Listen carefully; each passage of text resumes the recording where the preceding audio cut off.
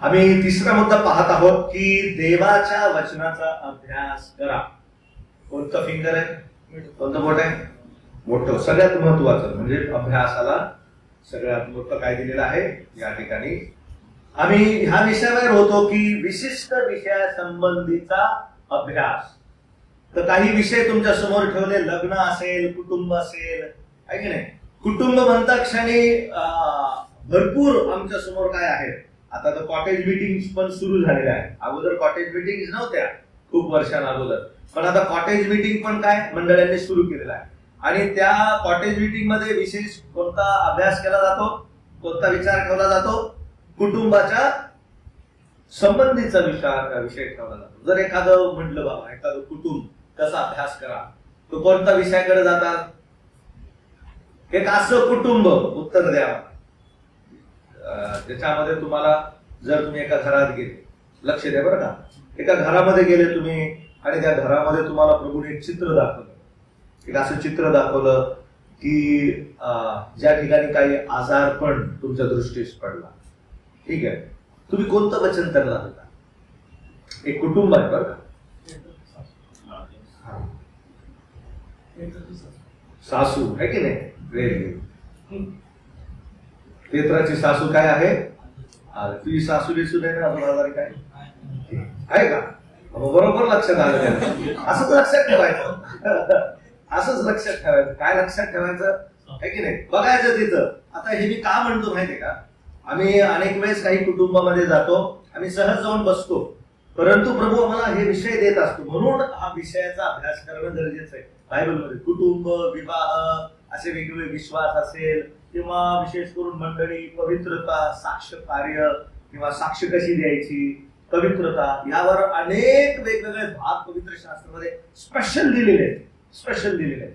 ठीक आहे, आणि म्हणून त्याचा विषयाचा काय करायचा, अभ्यास करायचा. आता आजारपण असले तर, आता जर त्या घरामध्ये सासू आजारी नसली तर हे पण पाहणं गरज. कोण आजारी, सासू आहे का दुसरं कोण आजारी आहे ना. तर मग कसं पाहायचं, तुम्हाला कोणता विचार समोर ठेवायचा.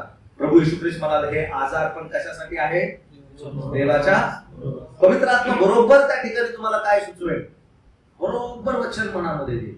आता तुम्ही काही तरुण आमच्यासोबत शिवगावमध्ये आलेले आहात, आहे की नाही. तुम्ही पाहिला पण ज्यावेळेस घरोघरीमध्ये जातो त्यावेळेस प्रभू अचानक मनामध्ये काय देतो, आपलं जितकं प्रॅक्टिस केलेलं असतं ते कुठं राहत आहे, ते सगळं बाजूला राहत आहे. आणि प्रभू मनामध्ये एक नवीन विषय आणि नवीन विचार.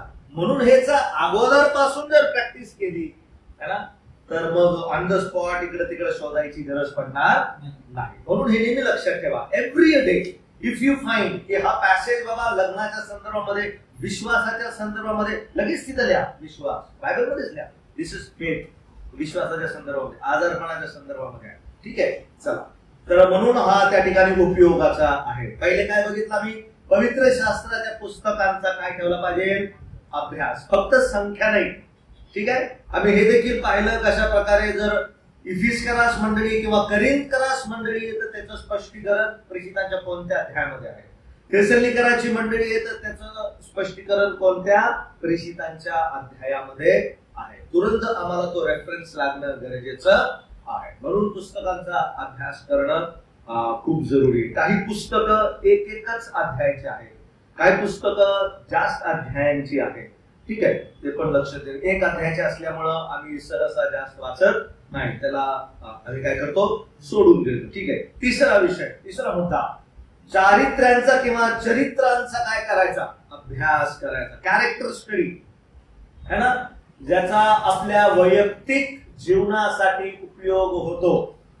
Personal character study. त्यामध्ये कोण, अब्रामाचं कॅरेक्टर, योसेफाचं कॅरेक्टर, याकोबाचं कॅरेक्टर तुम्ही घेऊ शकता. ठीक आहे, वैयक्तिक अभ्यासासाठी. आता हे जास्त करून तरुण वर्गामध्ये ह्याचा जास्त अभ्यास केला जातो किंवा घेतला जातो. कुठं बरं ह्याचा जास्त उपयोग होतो, कुठं बरं ह्याचा जास्त उपयोग होतो, चरित्रांचा सगळ्यात जास्त कुठं उपयोग होतो, तरुण मंडळीमध्ये होतोच, तरुणांच्या जीवनामध्ये होतोच. परंतु अनेक वेळेस ह्या पर्सनल कॅरेक्टरचा जो परिणाम आहे तो आपल्या एका वैयक्तिक कोणत्या तरी घटनांसोबत काय होतो, कुठेतरी जोडलेला असतो. ठीक आहे, म्हणून कॅरेक्टर स्टडी खूप गरजेचं आहे. मला माहित नाही तुमच्याकडे पुस्तक आहेत का नाही, परंतु मी तुम्हाला सुचवेल मोरिया मिनिस्ट्री म्हणून एक खूप सुंदर पुस्तकांचं तमिळनाडूमध्ये एक हे आहे, लायब्ररी आहे. आणि त्याच्यामध्ये प्रेशियस सीड पब्लिकेशन, ठीक आहे, अशा पब्लिकेशनचे डे बाय डे पब्लिकेशन म्हटले त्याला, डे बाय डे. एवढं छोटं पुस्तक आहे डे बाय डे. त्या डे बाय डे कशाचं आहे? Day by day on character, day by day on prophecy, day by day म्हणजे खास विषय त्या ठिकाणी दिलेले, on marriage, on personal life, है ना. म्हणून आणि एक पुस्तकाची किंमत मला वाटतं 200-300 रुपये. खूप फायदेशीर आहे, ठीक आहे. डे बाय डे मी तुम्हाला त्यांचा नंबर पाठवल, मोरिया मिनिस्ट्रीज. आणि सध्याला तर त्यांच्याकडे काही स्कीम चालू आहे, खूप सुंदर स्कीम आहे. 4-5 पुस्तकं 600 रुपयामध्ये 700 रुपयामध्ये भेटून जातात तुम्हाला, ठीक आहे. हा लायब्ररी जमा करा. का बरं मी म्हणतो? चारित्र्यांचा अभ्यास करताना अनेक मुद्दे, घटनांचा, त्यांच्या घटनांचा आणि आपल्या वैयक्तिक घटनांचा थोडा तालमेल होतो बरं का. अनेक वेळेस अशा गोष्टी आम्हाला भेटतात. आता मध्येच जर एखादं असं चरित्र आलं जे कधीच वाचलं नाही असं असू शकते. एक असा व्यक्ती ज्याला 5 मुली होत्या. कोण मग तो? एक असं चरित्र ज्याला किती मुली होत्या? 5 मुली होत्या. कोण तो? काय आवाज येत नाही मग काय? अच्छा, मोशेचा सासरा. अजून? ठीक आहे, पुन्हा तुम्हाला ब्रेक पर्यंत एक टाइम देतो, ठीक आहे. 5 मुली पण आल्या होत्या, नवीन करारामध्ये पण आहे आणि जुन्या करारामध्ये पण. आणि खूप सुंदर त्याचं तुम्ही चरित्राचा अभ्यास करताना तुम्हाला पाहायला मिळेल की त्या व्यक्तीच्या 5 कन्यांनी मोशे जवळ येऊन काय मागितलं? आमचा बाप कसा होता? आमचा बाप धार्मिक होता. आणि मोशेने मग त्या मुलींमुळे काय दिले?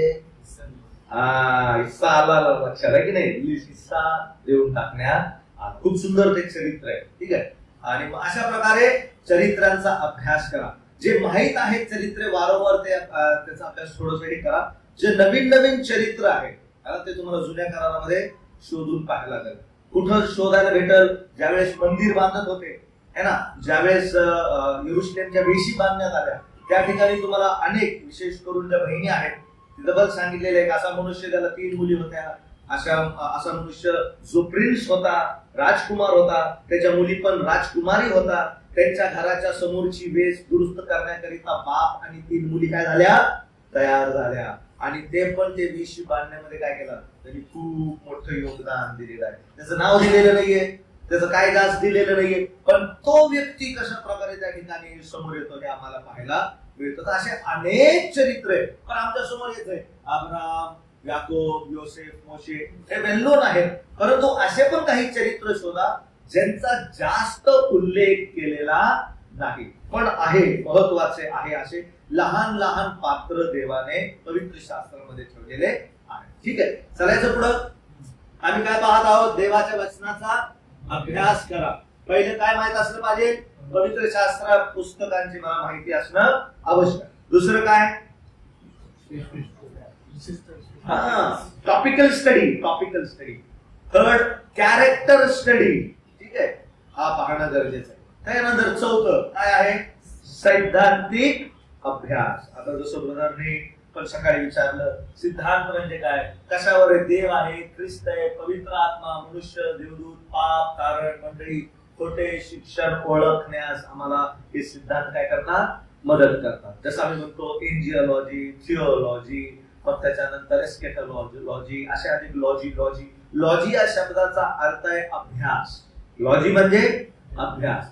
तो विषय त्या व्यक्तीच्या संदर्भात बायबलमध्ये पुष्कळ वेळेस आलेला आहे, म्हणून त्याचा काय करणं? डॉक्ट्रिनल रित्या अभ्यास करणं. डॉक्ट्रिनल रित्या अभ्यास करणं म्हणजे डूज अँड डोंट्स, काय आहे आणि काही नाही, म्हणून तो अभ्यास करणं आम्हाला गरजेचं आहे. त्याला डॉक्ट्रिनल, सोप्या पद्धतीमध्ये डूज अँड डोंट्स, या व्यक्तीच्या ह्या विषयाच्या संदर्भामध्ये काय दिलेलं आहे काय दिलेलं नाही. जिथं जग त्या विषयांमध्ये घोटाळ्यात पडलेलं आहे, खास करून ख्रिस्ती असलेला मोठा समूह. म्हणून आम्हाला सैद्धांतिक अभ्यास करणं गरजेचं आहे. आता तुमच्याकडे ते पुस्तक पण आलेलं असेल, 100 बायबल लेसन्स, आहे की नाही? तुम्ही त्याचा अभ्यास पण करत आहात, मला माहिती आहे, काय करून येऊन सांगतात. खूप सुंदर अभ्यासक्रम आहे, मंडळीच्या संदर्भामध्ये आहे आणि पुष्कळ गोष्टींच्या संदर्भामध्ये. अल्बर्ट डग्लस, ठीक आहे, त्या प्रभूच्या दासांनी ते लिहिलेले. सायलस नायर यांचं पण थिओलॉजीचं खूप सुंदर पुस्तक आहे.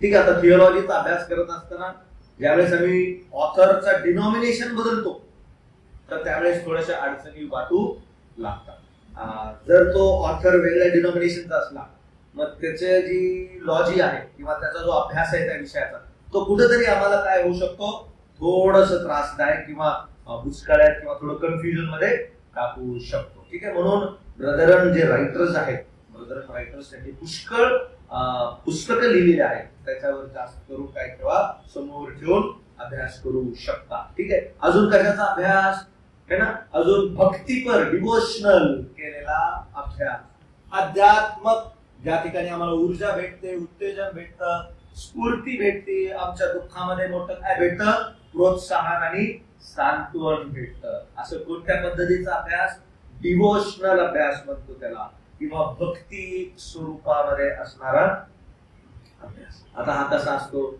आता ह्याला काही जास्त डोकं लावायची गरज नसते.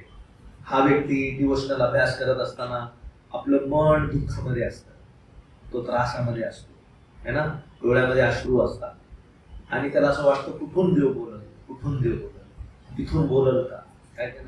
तो वारंवार ते शोधायचं काय करत असतो.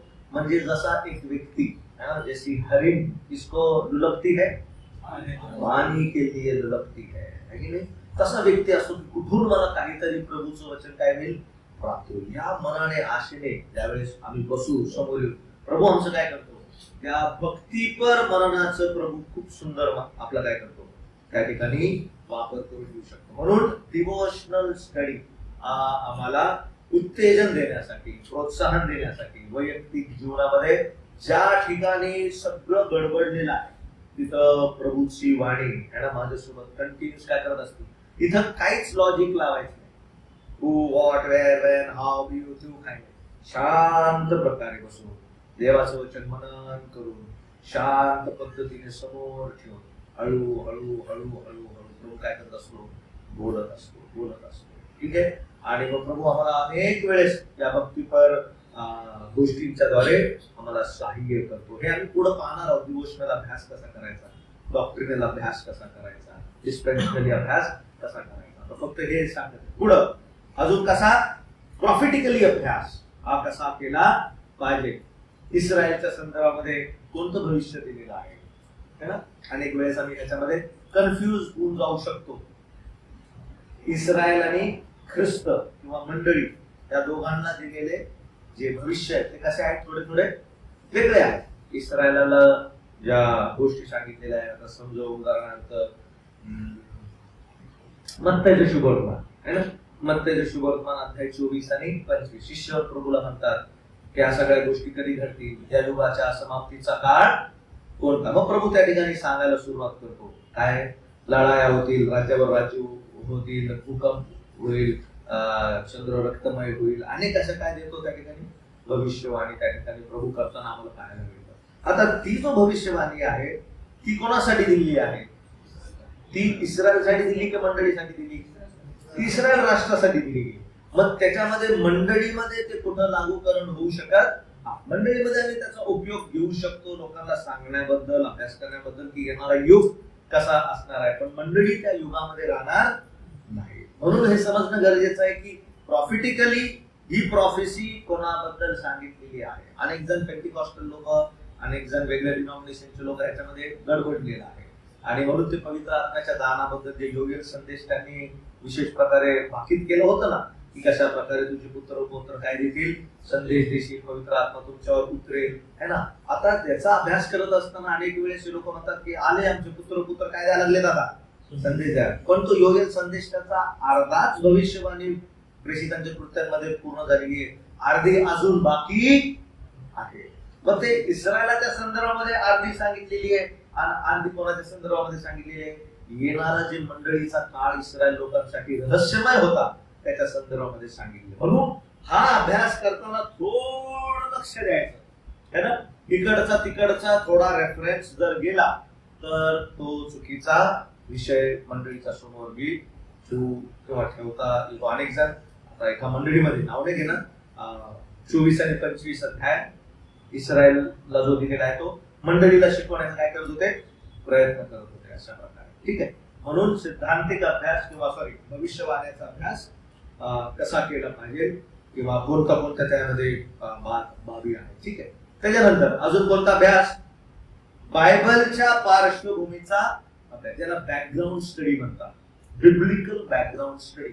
बॅकग्राऊंड स्टडी म्हणजे बायबलचं भौगोलिक, सामाजिक, राजकीय, ऐतिहासिक, सांस्कृतिक हे सगळं दिलेलं आहे. जसं मी आता थेसलोनिकराच्या मंडळीबद्दल सांगितलं किंवा दानिएलाच्या भविष्यवाणीमध्ये पण सांगितलेलं आहे. किती सप्तकानंतर अभिषिक्ताचा काय होईल? वध होईल. कोणत्या सप्तकामध्ये यरूशलेमेचा जीर्णोद्धार होईल आहे की नाही, त्या सगळ्या गोष्टी सांगितलेल्या आहेत. किती सप्तकानंतर मध्ये गॅप तुम्हाला पाहायला मिळतो. आणि त्याचा अभ्यास केल्यानंतर आम्हाला महासंकटाच्या काळाचा थोडासा अंदाज येतो की तो किती वर्षाचा असू शकेल. आता इथं काय अभ्यास करायचा आहे? जो भाग मी घेतला त्या भागामध्ये काय बरं बॅकग्राऊंड दिलेला आहे ना. खूप मोठा बॅकग्राऊंड असतो. आता एक भाग वाचला आहे तर त्या भागाला 2-3 अध्यायाचा काय असतो. आता उदाहरणार्थ योहानाचा अध्याय काढा, पहिला अध्याय. योहानाचा पहिला अध्याय काढला का? योहान 1. हे सोपं जे ठाऊक आहे ते तुमच्या समोर ठेवत आहे. योहानाचं सुवर्तमान अध्याय 1. आता योहानाच्या 1 पहिल्या अध्यायामध्ये आणि किती दिवस दिलेले पहिल्या आणि दुसऱ्या अध्यायामध्ये त्याचा अभ्यास पाहायला मिळतो. पहिल्या आणि दुसऱ्यामध्ये किती दिवस दिलेले त्याचा अभ्यास करायचा. माहिती आहे दिवस? बघा आता त्या ठिकाणी है ना. पहिला अध्याय योहान सुवर्तमान पहिला अध्याय 19 वचन. पुढे यहुद्यांनी यरूशलेमहून याजक व लेवी यांना योहानाला आपण कोण आहात असे विचारावयास पाठविले. तेव्हाची त्यांची साक्ष हीच आहे है ना. आता इथं दिवस दिलेला नाही. आता पान पलटवा है ना. आता पान पलटवल्यानंतर बघा त्याचं कोणतं वचन बघा. 35 नाही 29 वचन. दुसऱ्या दिवशी कोणता दिवस? पहिला दिवस कोणता आहे? मग जो आम्ही पहिल्या अगोदरचा दिवस वाचलाय कुठं तो? पहिला अध्याय 19 वचन, तो पहिला दिवस. मग हा पहिला दिवसाचा 29 वचन कितवा दिवस आहे? हा दुसरा दिवस आहे. मग पुढे गेल्यानंतर मग कुठं आहे बरं तिसरा दिवस? 35 वचन आहे का? 35. त्यानंतर दुसऱ्या दिवशी. आता हा कोणत्या दिवसाचा दुसरा दिवस आहे? हा दुसऱ्या दिवशीचा दुसरा दिवस म्हणजे कितवा दिवस झाला? तिसरा दिवस झाला. ठीक आहे. मग त्यावेळेस अजून पुढे येतात. मग 41 वचन बघा. 41 वचन है ना. त्याला त्याचा सख्खा भाऊ शिमोन पहिल्याने भेटला. तेव्हा तो शिमोनाला पहिल्याने काय झाला? भेटला. ठीक आहे. आता कधी भेटला? आता तुम्ही ज्यावेळेस वरचं वाचाल तिथं असं सांगितलेलं आहे त्यावेळेस सुमारे 10वा तास होता. त्या दिवशी ते प्रभूच्या इथंच राहिले. आणि त्याच्यानंतर 41व्या वचनामध्ये अँड द नेक्स्ट डे असं लिहिलेलं आहे. म्हणजे हा कितवा दिवस झाला? हा 4था दिवस झाला. आता 43 वचन. 43 वचन. दुसऱ्या दिवशी. आता हा कोणता दुसरा दिवस आहे? 4थ्या दिवसाचा दुसरा दिवस. मग किती दिवस झाले? 5 दिवस झाले. आणि 5 दिवस जाता जाता जाता जाता जर अजून पुढं अभ्यास करा तर तुम्हाला अजून कितवा दिवस पाहायला भेटल? 6वा दिवस पाहायला भेटल त्याच्या पुढं. आणि मग त्याच्यानंतर योहानाचं शुभवर्तमान ह्याचा दुसरा अध्याय. नंतर तिसऱ्या दिवशी. कितऱ्या दिवशी? तिसऱ्या दिवशी. आता कोणत्या दिवसाचा तिसरा दिवस? 5व्या दिवसाचा. म्हणजे 5, 6 आणि 7 है ना. तिसरा म्हणजे हा कितवा दिवस आहे योहानाच्या दुसऱ्या अध्यायामधला? हा 7वा दिवस आहे. तर हे बॅकग्राऊंड जे आता काना येथील लग्न कोणत्या दिवशी घडलं? आता योहान डिस्पेन्सेशनली अभ्यास समोर ठेवतो. कालखंडाच्या सुरूमध्ये येणारा 7वा कालखंड है ना. त्या ठिकाणी देखील एक काय असणार आहे? लग्न असणार आहे. वधू ख्रिस्त म्हटलेला वर आणि मंडळी म्हटलेली वधू है ना. 7वा भाग आम्हाला तो पाहायला मिळतो. मला बोलायचं काय? प्रत्येक बायबलच्या भागामध्ये एक काय दिलेलं आहे? एक बायबलची पार्श्वभूमी त्यामध्ये लपलेली आहे. डायरेक्ट त्या वचनावर जंप करू नका. तो पहिलं वचन इथूनच सुरू होतं असं गृहीत धरू नका. त्याचं माग कुठं ना कुठं तरी काय आहे? छोटस एक बॅकग्राऊंड तुम्हाला पाहायला मिळेल. नक्कीच आहे. आता नेहमी मी सांगत असतो योहानाचं शुभवर्तमान ज्यावेळेस आम्ही त्याचा 13वा अध्याय काढतो. 13, 14, 15, 16, 17, 18 लगभग 5-6 अध्याय एकाच ठिकाणी एकाच माडीवरच्या ठिकाणी इतके सारे काय दिलेले आहेत? अध्याय देण्यात आलेले आहेत. किती अध्याय आहेत योहानाच्या शुभवर्तमानामध्ये? 21 अध्याय. त्याच्यामधून लगभग 13, 14, 15, 16, 17 लगभग 18 थोडा असं हे सगळे 5 ते 6 अध्याय कुठं घडले? माडीवरच्या खोलीमध्ये गेले. मग त्याचं पार्श्वभूमी काय आहे? 14व्या अध्यायामध्ये असं सांगितलेलं आहे, तुमचे अंतःकरण अस्वस्थ होऊ देऊ नका. कशामुळे बरं यांचं अंतःकरण अस्वस्थ झालं? मग ते अंतःकरण अस्वस्थ जाण्यासाठी 14व्या अध्यायामध्ये अस्वस्थ झालं. मग 13वा अध्याय वाचायला लागेल मला. 13व्या अध्यायाची पार्श्वभूमी काय? 13व्या अध्यायामध्ये प्रभूने काय सांगितलेले जेणेकरून यांचं अंतःकरण काय व्हायला लागलं? अस्वस्थ. का बरं? प्रभू म्हणला तुमच्यापैकी एक जर मला काय करील? धरून देईल. मन काय व्हायला लागलं? यांचं अस्वस्थ व्हायला लागलं. मग त्यानंतर प्रभू काय म्हणला? तुमच्यापैकी एक जर मला धरल. म्हणजे कोणाला? प्रभूला धरण्यात येईल. प्रभूचं दुःख सहन. फक्त शिष्य धोका देईल एवढंच नाही, पण प्रभूला मारण्यात येईल. म्हणून आता अंतःकरण काय व्हायला लागलं? अस्वस्थ व्हायला लागलं. तर असे लगभग 4 कारण त्या ठिकाणी दिलेले आहेत. या 4 कारणामुळे शिष्यांचं अंतःकरण काय झालं? काय झालं? अस्वस्थ झालं. तर 14व्या अध्यायाचं अस्वस्थता वाचण्यासाठी मला कोणत्या अध्यायामध्ये लागल? 13व्या अध्यायामध्ये झालं. तर प्रत्येक बायबलची काय आहे? ते काय आहे?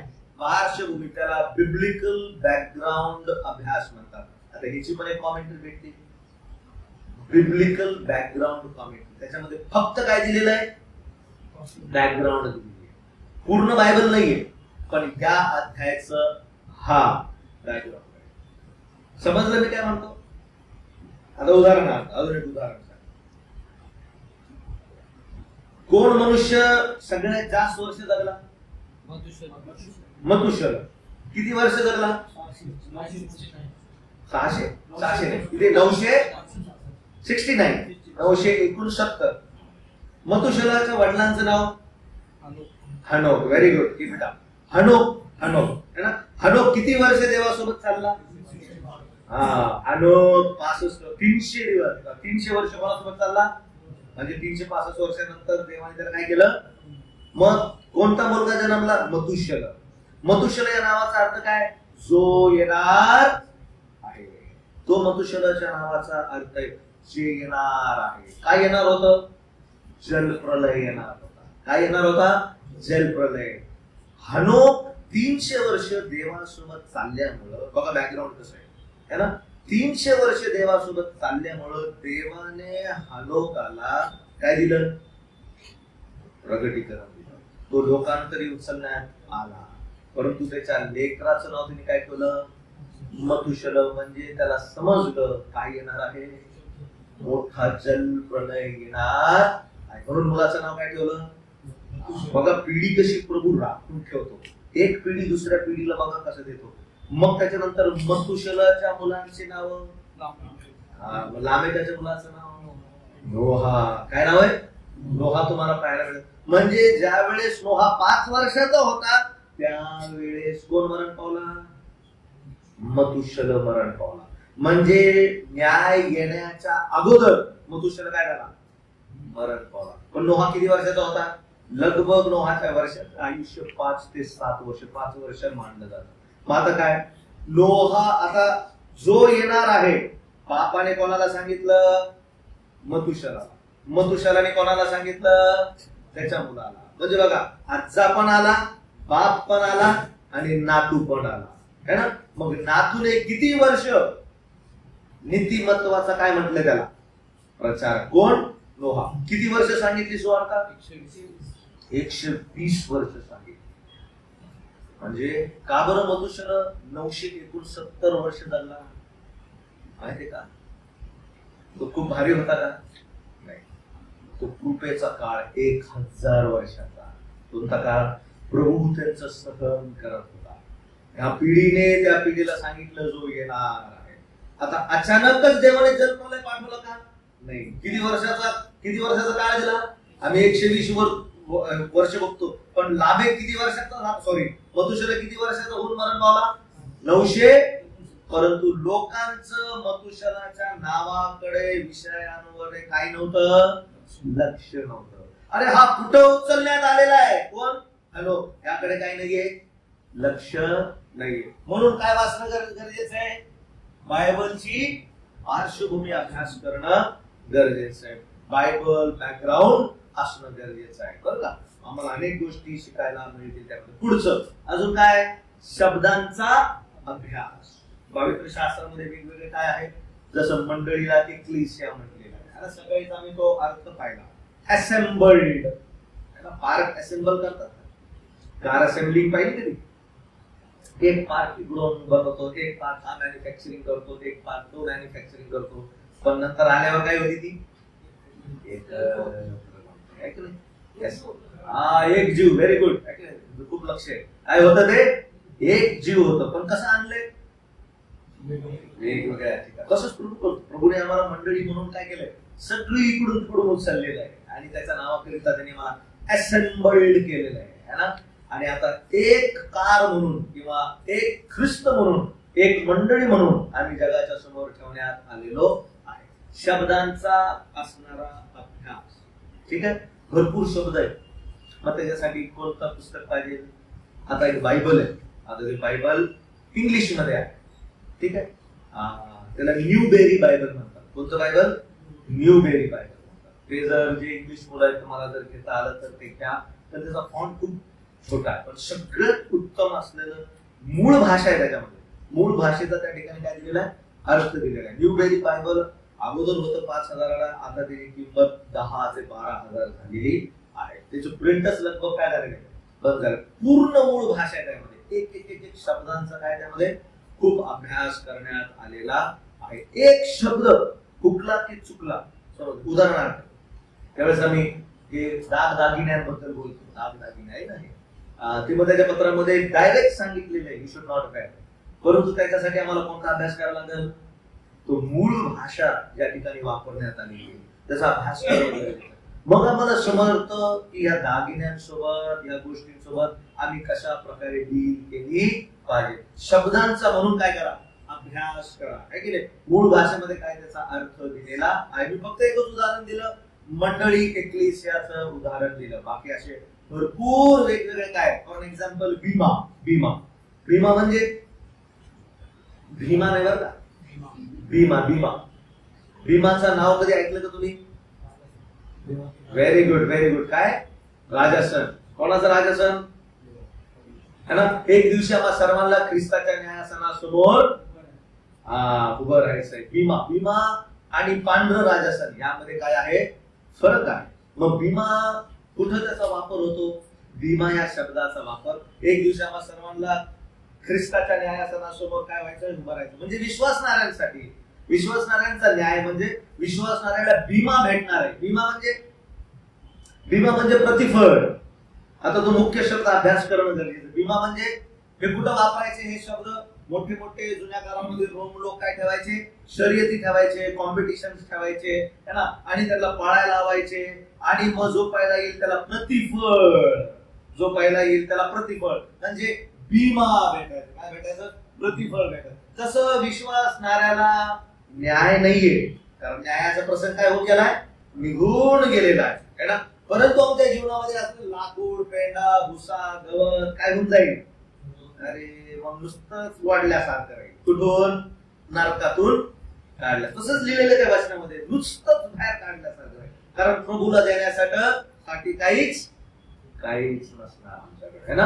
म्हणून भीमा या शब्दाचा अर्थाचा आम्हाला काय करायचा आहे, अभ्यास करायचा. असे भरपूर काय आहे, वेगळे शब्द आहेत. ठीक आहे, शब्दांचा असणारा अभ्यास आहे की नाही. लय मोठं सोपं आहे का, मोठं आहे ना, खूप वास्ट आहे.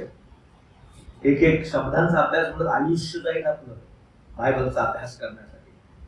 म्हणजे विचार करा, एवढं मोठं विषय आणि मी किती वेळ देतो, है ना. बघा किती विषय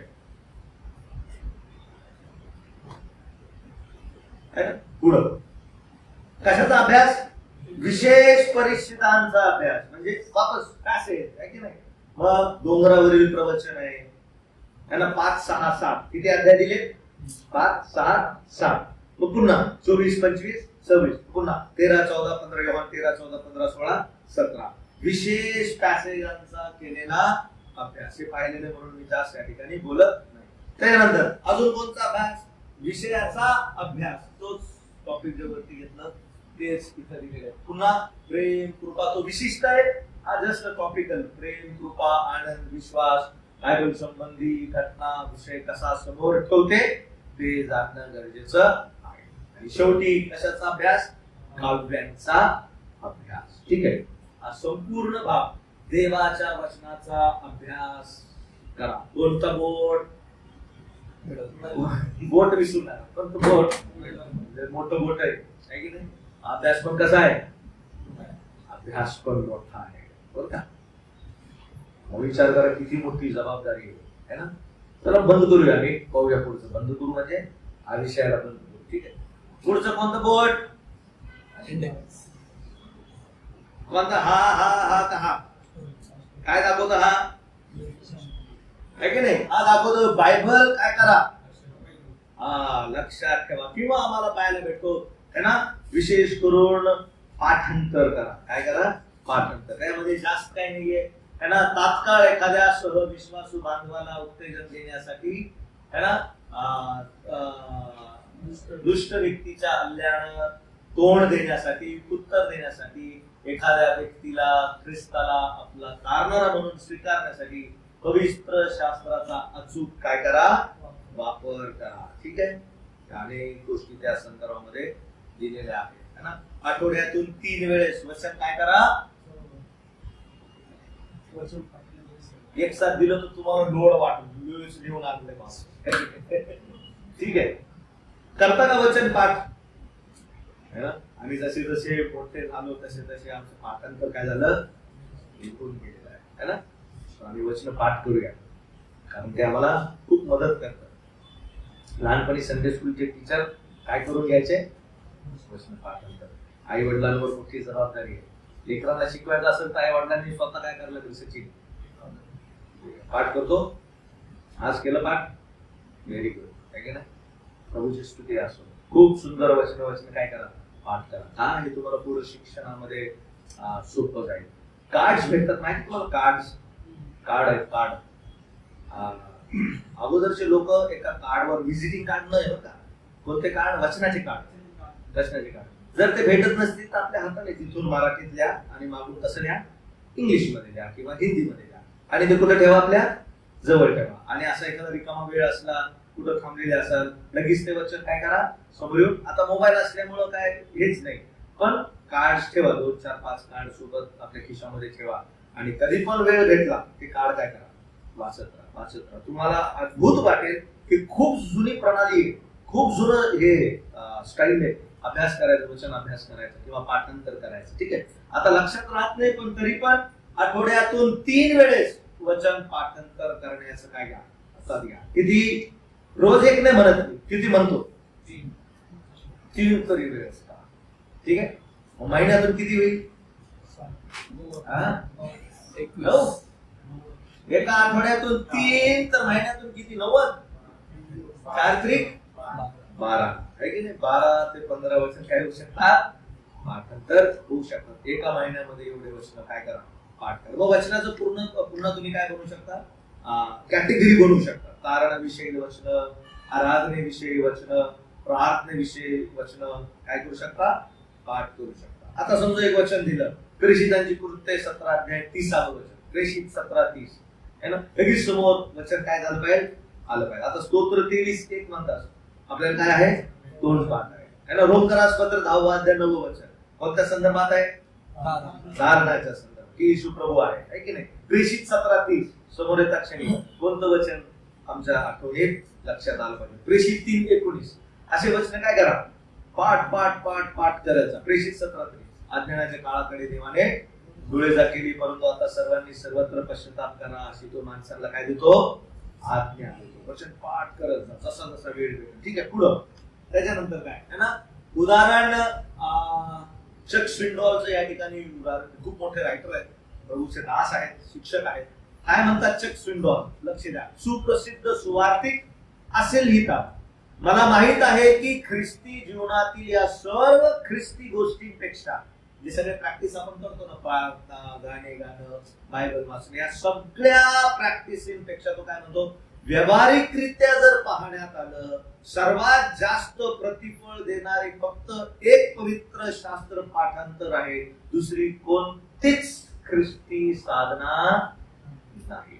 म्हणजे तो असं म्हणतो, ते व्यक्ती असे म्हणतात, देवाचं वचन पाठ करणं हे सगळ्यात कसं आहे, भलाई आहे. It is one of the best what it is sed, है ना, beneficial for what which bears the fruits. खूप सुंदर शब्द वापरलेला आहे, प्रतिफळ, प्रॉफिटेबल आहे. म्हणून देवाचं वचन काय करूया, पाठ करूया. चक स्विंडॉल प्रभूचे मोठे सुवार्थिक आहे, अशा प्रकारे म्हणतात. शेवटी त्याचा परिणाम काय होईल, देवाचं वचन पाठ केल्यामुळं त्यांना आज्ञाधारकपणा आधी शिकूया. देवाचं वचन व्यवस्थित जर पाठ केलं, आम्हाला आज्ञा समजतील, प्रभूची काय आज्ञा आहे. दुसरं, क्षमा आणि प्रार्थना व्यवस्थित करता येईल, इतरांना क्षमा करता येईल, तारणाच्या संदर्भामध्ये व्यवस्थित वचन बोलता येतील, है ना. मोहामध्ये, परीक्षेमध्ये असताना वचन समोर येतील, संकटामध्ये देवाची वचन समोर येतील. खरं सांगतो, काय नसलं तरी फिलिप्पियरास पत्र 4 अध्याय 19 वचन, माझा देव आपल्या संपत्तीने रूप तुमची सर्व गरज ख्रिस्त येशूच्या ठाई गौरवाच्या द्वारे काय करो, पूर्ण करो, है ना. अशा बिकट परिस्थितीमध्ये देवाचे वचन काय होतात, तुरंत पाठ होतात, तुरंत लक्षात राहतात. त्यांना दुसऱ्या एखाद्याला सांगायच्या वेळेस ते मुखातून काय करू शकता, आम्ही ते बोलू शकतो. परीक्षेत असताना ही वचने समोर येऊन आमच्या समोर उभी राहतात, आमचं संरक्षण करतात. It makes a wall. लक्ष द्या बघा, देवाचं वचन पाठ केलेलं व्यक्ती ज्यावेळेस ते वचन बोलून दाखवतो, इट मेक्स अ वॉल. देवाच्या वचनाचा एक वॉल, ते आम्हाला वाचवतो या सगळ्या गोष्टींपासून. उदाहरण, प्रभू येशू ख्रिस्ताबद्दल आम्ही पाहिलं, दाविदाबद्दल, इस्रायलबद्दल वेळोवेळी है ना. इस्रायल लोक काय करायचे, कुठं डोंगरावर जायचे, स्तोत्र म्हणायचे. बाबेलाच्या ठिकाणी असताना त्यांना लोक म्हणले, आता आमची हे करमणुकी करतील, गाणे गावा. तर ते काय म्हणले, by the reverse of the Babylon, आम्ही काय केले, आम्ही आमची सर्व विना काय केल्या, झाडावर टांगल्या, आणि आम्ही रडत होतो, कारण ते आमची थट्टा उडवून आमची काय करत होती, करमणूक करत होते. मग वारंवार इस्रायल लोक हे वचन, हे गीत काय करायचे, स्मरण करायचे. इस्रायल लोक बघा, आता तुम्ही मुस्लिम लोक आजान देताना पाहता, मोठ्याने काय देतात, आजान. ही कोणाची स्टाईल आहे. तसं पाहायला गेले तर इस्रायल लोक आजान काय कशाची द्यायची, देवाच्या वचनांची मोठमोठ्या काय द्यायची, आजान द्यायची. तुम्ही त्याचा थोडा हिस्टॉरिकल अभ्यास करा, की कुठून आलेलं आहे, तर तुम्हाला समजेल इस्रायली लोकांकडून सुरू झालेल्या ह्या गोष्टी आहे. हे इस्रायला श्रवण कर, म्हणजे अशी आजान द्यायचे. तुम्ही जर ऐकताल ना आजान, आता माझ्याकडे व्हिडिओ नाही, तुम्ही जर इस्रायल लोकांची आजान ऐकताल ना, अंगावर शहारी येते. अशी मोठमोठी काय देतात, आजान देतात. असं देतात की खरोखर ते वचन म्हणतो ना, आणि मी इस्रायल लोकांची घराने काय केली, ऐकली, आणि मोशेला पाठवलं काय करण्यासाठी, सोडवण्यासाठी. मोठ्याने प्रार्थना करून, मोठ्याने ओरडून देवाला आजान द्यायची. देवाची वचनं मोठ्याने तोंडपाठ करायची आणि म्हणून दाखवायची, देवा ह्या वचनावर, हे वचन तू दिलेलं आहे, तू आम्हाला अभिवचन देणारा देव आहे. तुम्ही फक्त युट्यूब मध्ये पण तुम्ही सर्च करू शकता, इस्रायल लोक कशा प्रकारे अगोदरच्या काळामध्ये मोठ्याने काय देत होते, अशा प्रकारे आजान देत होते. ठीक आहे, किंवा अशा प्रकारे देवाला अरुळी मारत होते. का, कारण त्यांच्याकडे देवाची वचने काय केली होती, पाठांतर. कुठली, आपल्या कपाळपट्टीवर आहे ना कुठं लिही आपल्या द्वार बाह्यांवरती आहे ना. योगाच्या पुस्तकामध्ये आम्हाला पाहायला मिळतं कुठं कुठं लिहायची देवाची वचनं आहे ना. आपल्या फाटकांवर लिही, आपल्या द्वार बाह्यांवर लिही, आपल्या कपाळपट्टीवर लिही. तिला विसरू देऊ म्हैसाळ लोक काय करायचे आपल्या वस्त्रांना काय लावायचे गोंडे लावायचे आहे ना. गोंडे कशाचं चित्र होतं देवाच्या वचनांचं चित्र. इकडे गेलं तर हे वचन, इकडे गेलं उजवी डावीकडे कुठेही काय लक्षात राहील देवाचं वचन लक्षात राहील. म्हणून प्रभू आपल्याला सहाय्य करो. ऍटलिस्ट किती वचन वाचले पाहिजे आठवड्यातून 3 आठवड्यात सॉरी 1 आठवड्यातून 3 वचन आहे ना. सगळेच नाही वाचणार हे पक्क आहे, पण काही थोडे जर वाचत असतील है ना पाठांतर करत असतील वाचन म्हणजे पाठांतर करत असेल तर त्याचा तुम्हाला काय होईल नक्कीच उपयोग होईल. शेवटला मुद्दा पाहून बंद करूया. किती बोट झाले 4 बोट. पहिला बोट काय दाखवतं देवाचं वचन ऐका. कानात बोट जात नाही समजायचं देवाचं वचन ऐका. दुसरं वाचन. तिसरं अभ्यास मोठा आहे ना अभ्यास करणं. चौथं आणि आता कितवं 5वं शेवटी मनन करणं. काय करणं बायबलवर मनन करणे. कसं करायचं मनन ठीक आहे. आता ह्या ठिकाणी याच्या भरपूर आता 7 धडे ते शिकायचे आम्हाला म्हणून इथं मी थोडं सांगतो जास्त सांगत नाही. पूर्ण 7 धड्यांमध्ये आम्हाला 7 मननाचे प्रकार करायचे. अंगठे इतर 4 बोटाच्या विरुद्ध दिशेने आहेत है ना अंगठा. हे आम्हाला इतर 4 बोटांचा वापर करून कोणतीही गोष्ट घट्टपणे पकडण्यासाठी त्याचा उपयोग करण्याची काय देती. म्हणजे हे काय करतं या सगळ्या बोटांना कसं पकडतं घट्ट पकडतं. मनन किती महत्वाचं आहे. सगळ्या गोष्टीला काय करतं स्पर्श पण करतं आणि घट्ट पण पकडतं. याचा अर्थ काय याचा अर्थ असा बायबल ऐकणे किंवा बायबल वाचणे त्याचा अभ्यास करणे किंवा त्याचे स्मरण करून पाठांतर करणे आपण जे काही मिळवले आहे ते आपणाकरिता देवाच्या वचनावर एक उपयोग काय देती पकड देती आहे की नाही. मुठ्ठी बंद आहे ना क्या देतीये एक पकड अशी होऊ शकते. ठीक आहे. मनन करणे म्हणजे त्याचा अर्थ आपल्या आत्मिक अंतःकरणाने समजून मनाचेच काहीतरी तिथं टाकत बसायचं नाही. त्याला आत्मिक गोष्टीने समजून घेणं आवश्यक. आत्मिक अर्थाने म्हणजे त्याला शास्त्राचा पुरावा पाहिजे जे काही आम्ही ऍप्लिकेशन लावत आहे. मनन करणे म्हणजे सखोल विचार व कृतीवर लागूकरण करून सेवेसाठी त्याचा काय करणे उपयोग. Going deep into the passage, very deep into the passage.